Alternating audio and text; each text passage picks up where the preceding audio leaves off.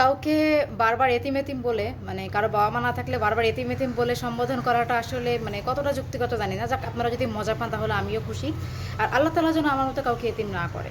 আচ্ছা, আপনি একই কমেন্ট আমাকে বহুবার করেছেন, আমার বহু পোস্টে করে যাচ্ছেন সেম কমেন্টস। যাই হোক, আপনাকে বলে দিই, আর মাইক দিয়ে এলান করতে হবে না আমি এতিম, এটা সত্যি কথা। যাই হোক, আপনার বারবার আমাকে মনে করাতে হবে না, আল্লাহ যেন আপনাকে এতিম না করে। হ্যাঁ, আচ্ছা আপু, আমার মনে একটা প্রশ্ন, আপনি এতিম তাহলে পাকিস্তানে গেলেন কিভাবে? সেখানে যাওয়ার টাকা কে দিছে? আর কেন গেলেন জানতে পারি?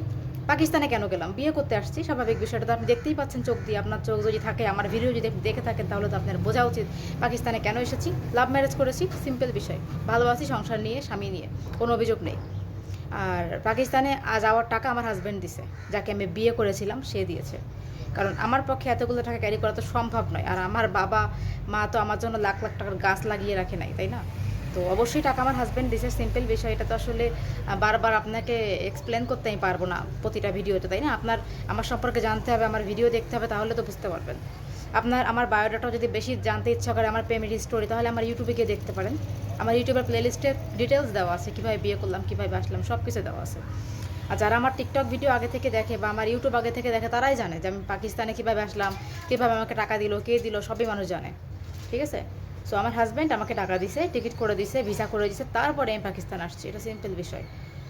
কারো কাছ থেকে নিয়ে আসেনি বা কারো টাকা মেরে নিয়ে আসেনি। হ্যাঁ, সিম্পল বিষয়।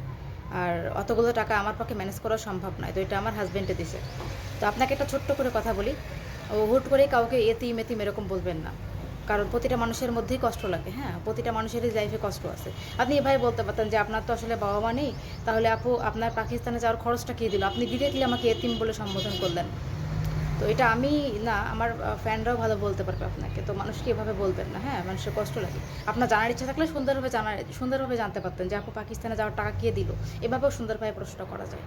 ঠিক আছে? সো আমি বলে দিলাম আমার হাজব্যান্ড দিয়েছে টাকা। আমার হাজব্যান্ড ওই আমাকে টিকিট করে দিয়েছে। আর আহামরি টাকা এখানে লাগবে না, কারণ টিকিট করে দিলে, ভিসা করে দিলে আসা যায়। টিকিটের ভিসাই লাগে, লাখ লাখ টাকা আমাকে দেওয়ার কোনো প্রয়োজন নেই। ঠিক আছে? টিকিট হচ্ছে অনলাইনের ব্যাপার। টিকিট পাকিস্তান থেকে করে দিলে এমনিতেই এটা অনলাইনে চলে যায়। আমার কাছে হোয়াটসঅ্যাপ করে দিলে বা আমাকে টিকিটের স্ক্যান কপিটা পাঠালে আমি এমনিতে চলে আসা যায়। তো এই ক্ষেত্রে লাখ লাখ টাকা আমাকে দেওয়ার প্রয়োজন নেই, সব কিছু আমার হাজব্যান্ডই করে দিচ্ছে। আপনি যদি হ্যাপি হয়ে থাকেন তাহলে ভালো। আর আমাকে এতিম বলার জন্য ধন্যবাদ আপনাকে।